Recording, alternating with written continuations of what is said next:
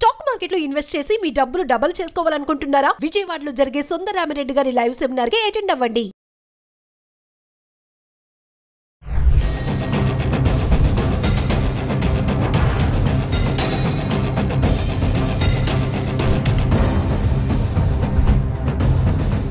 Hello viewers, welcome back to our channel.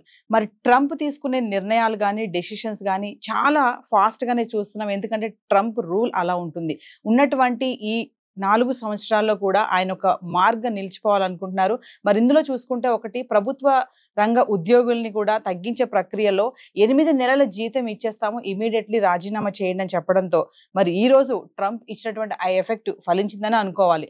40,000 మంది ఉద్యోగులు ఉన్న పలంగా రాజీనామా చేసేశారు. మరి దీనిపైన మాట్లాడడానికి మనతో పాటు ఉన్నారు centre for human security studies founder and executive director Kanneganti Ramesh Babu గారు. సార్తో మాట్లాడదాం. నమస్తే సార్. నమస్తే నవీన్ గారు. సార్, మా 6 ఫిబ్రవరి డెడ్ లైన్ పెట్టారు. 8 నెలల జీతం ఇచ్చేస్తాము, ఇమీడియట్లీ రాజీనామా చేసేస్తా అని చెప్పారు. మరి ఈరోజు ట్రంప్ ఎఫెక్ట్ ఫలించిందని అనుకోవచ్చు అంటారా? 40,000 మంది ఉద్యోగులు రాజీనామా చేశారు సడన్ గా.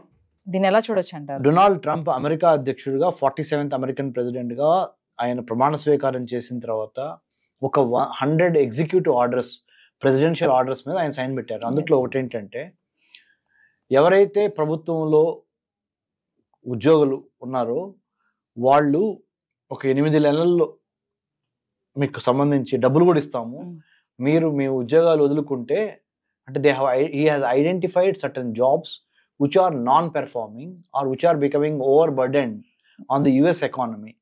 అమెరికా యొక్క ఆర్థిక మూలాలకి ఈ ఇంతమంది ఉద్యోగులు ఉండటం మూలాన ఇబ్బంది కలుగుతుంది. అవుట్పుట్ ఏమో తక్కువగా ఉంటుంది, ఖర్చు ఏమో ఎక్కువ అవుతుంది. ఆ ఖర్చు ఆదాయాన్ని బ్యాలెన్స్ చేయటం కోసం అమెరికా ప్రభుత్వంలో పనిచేస్తున్న కొంతమంది ఉద్యోగుల్ని, కొన్ని పోస్టుల్ని గుర్తించి వాళ్ళని మీరు తప్పుకోండి, వాలంటీర్గా స్వచ్ఛందంగా తప్పుకోండి, లేదా నేనే తొలగిస్తాను మిమ్మల్ని. స్వచ్ఛందంగా తప్పుకుంటే నేనేం చేస్తాను, ఒక 8 నెలలు శాలరీ మీకు ముందలుగానే ఇచ్చేసేస్తాను. దాంతోపాటుగా ఇంకేదైనా అవకాశాలు ఉంటే కూడా తర్వాత ఫ్యూచర్లో మేము కన్సిడర్ చేస్తాము. So try to respect what we have, what we wanted to do. Reduction of government employees in the governance framework, so that we don't need to spend much on the salaries part. ఆ విధంగా అమెరికాకి మేలు జరుగుద్ది అనేది ఒకటి. రెండోది, మరి ఎంతమంది విల్లింగ్ గా ఉంటారో ఉండరో అనుకొని చాలా ఆసక్తి ఉంది. ఏమైనా గొడవ చేస్తారా ఉద్యోగస్తులు మన భారతదేశంలో, లేకపోతే మన ఆంధ్ర తెలంగాణలో, మిమ్మల్ని ఉద్యోగాల నుంచి మేము తీసేయమంటున్నాము, పక్కదొప్పుకోమంటున్నాం అనగానే మన వాళ్ళు రోడ్డు ఎక్కుతారు. రోడ్డు ఎక్కి చాలా ప్రొటెస్ట్ చేస్తారు. చాలా ఉద్యోగాల సంఘాలు అందరూ ఒక జాయింట్ యాక్షన్ కమిటీ ఏర్పాటు చేయటం. మరి అమెరికాలో ఇది ఎందుకు జరగట్లేదు అన్నప్పుడు, అమెరికాలో అంటే వాళ్ళు ఇచ్చే బెనిఫిట్స్, ఆ కాంపెన్సేటరీ బెనిఫిట్స్ ఒకేసారి లంసమ్ 8 months కలిపి ఒకేసారి ఇస్తాను, ప్లస్ వాలంటీర్గా తప్పుకుంటే మిమ్మల్ని పాజిటివ్గా కన్సిడర్ చేస్తాం అనేది వాళ్ళకి సింకిన్ అయినట్టుంది. అమెరికన్ ప్రెసిడెంట్ చెప్పింది వాళ్ళకి నచ్చే విధంగా చెప్పుండొచ్చు, లేదా గత్యంతరం లేక చేస్తూ ఉండొచ్చు. ఏదైనప్పటికీ తప్పుకోవడం మంచిదిలే అని అందరు తప్పుకోలేదు. కొంతమంది 40,000 మంది వరకు తప్పుకున్నారు. ఇంకా రానున్న రోజుల్లో, today is 7th February 2025, another 100 days లో ఎలా సీన్ మారబోతుంది, will wait and see. But definitely internal revenue service తీసేసి ఎక్స్టర్నల్ రెవెన్యూ సర్వీస్ పెట్టాడు అమెరికన్ ప్రెసిడెంట్ డొనాల్డ్ ట్రంప్. అంటే అర్థం ఏంటంటే, అమెరికన్ సిటిజన్స్ ఎవరు ఇన్కమ్ ట్యాక్స్ కట్టక్కర్లా, ట్యాక్సులు కట్టక్కర్లా, మీరు హ్యాపీగా డబ్బులు ఖర్చు చేసుకోండి. మీరు డబ్బులు ఖర్చు చేస్తే అది ఎకానమీ రొటేషన్ అవుద్ది, బయింగ్ అండ్ సెల్లింగ్ పెరుగుద్ది. పెరగటం మూలన మా ఆర్థిక వ్యవస్థ మళ్ళీ ట్రాక్ ఎక్కుతుంది. మరి డబ్బులు ఎక్కడి నుంచి తీసుకొస్తారు ప్రెసిడెంట్ ట్రంప్ గారు అని మీరు అడుగుతారేమో అని చెప్పి ఆయన ఏమన్నాడు, ఈ ఎక్స్టర్నల్ రెవెన్యూ సర్వీస్ ERS అనేది క్రియేట్ చేస్తాను. వేరే దేశాలు, ఏ దేశాలు అయితే అమెరికాతో వర్తక వాణిజ్య వ్యాపారాలు చేస్తా, అమెరికాకి వాళ్ళ వస్తువుల్ని వాళ్ళ వైపు నుంచి మనకి పంపిస్తారు, ఎక్స్పోర్ట్ చేస్తారు, మనం దిగుమతి చేసుకుంటాం. ఆ దిగుమతి చేసుకున్నప్పుడు వాళ్ళ వస్తువులు మనం కొంటున్నాం కదా, వాళ్ళు మనతో వ్యాపారం చేసినందుకు, వాళ్ళు మనకు అమ్మినందుకు టారిఫ్స్ అంటే ట్యాక్స్లు ఎక్కువ వేస్తాం. ఆ ట్యాక్స్లు ఎక్కువ వేసినందుకు వాళ్ళకి చచ్చినట్టు కట్టాలి. ఆ వచ్చిన డబ్బులతో నేను మీ జీవన ప్రమాణాలు మెరుగుపరుస్తా అమెరికా పౌరులు, మీ దగ్గర నుంచి ట్యాక్స్ తీసుకోను. ఇప్పుడు వరకు ఏమైంది అంటే ఈయన ఉద్దేశం, ఇప్పుడు వరకు అమెరికా ట్యాక్స్ పేయర్స్ మనీతో వేరే దేశాలకి వెల్ఫేర్ చేశాము, ఇప్పుడు వేరే దేశాల మనీతో మన వాళ్ళు బాగుపడాలి. ఇప్పుడు వరకు జో బైడెన్ కానీ, అంత మొదలున్న బరాక్ ఒబామా కానీ, అంతకు ముందులో ఉన్న బిల్ క్లింటన్ కానీ, అంత ముందులో ఉన్న మిగతా ఏ ప్రెసిడెంట్ అయినా జిమ్మీ కార్టర్ కానీ, అంటే ఇదంతా డెమోక్రటిక్ ప్రెసిడెంట్ నేను చెప్పింది. రిపబ్లికన్ ప్రెసిడెంట్స్ ఎవరు? Senior, Bush junior, Donald Trump. So వీళ్ళందరూ రిపబ్లికన్ పార్టీ ప్రెసిడెంట్స్. సో వాళ్ళు ఇప్పుడు ప్రెసిడెంట్ గా ఉన్నారు కదా. Donald Trump is Republican. Republican గుర్తేంటి? ఎలిఫెంట్. అంటే big business houses, orthodox, conservative, Anglo Saxon, Christian, Jewish of high level.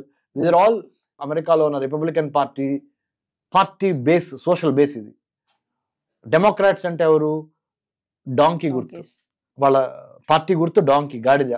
Blue collar workers, minorities, LGBT community, immigrants, తర్వాత Hispanic, Latino, Asian Indian, ఎవరైతే చిన్న సన్నకారు రైతులు అంటాం కదా మనం ఇక్కడ తెలుగులో, అలాగే చిన్న మధ్యతరగతి పరిశ్రమలకు సంబంధించిన వాళ్ళు, ఇలా working class, blue collar working class అంతా డెమోక్రటిక్ పార్టీ సోషల్ బేస్. అది డెమోక్రటిక్ పార్టీ నిలబడటానికి ఈ sections of society they support.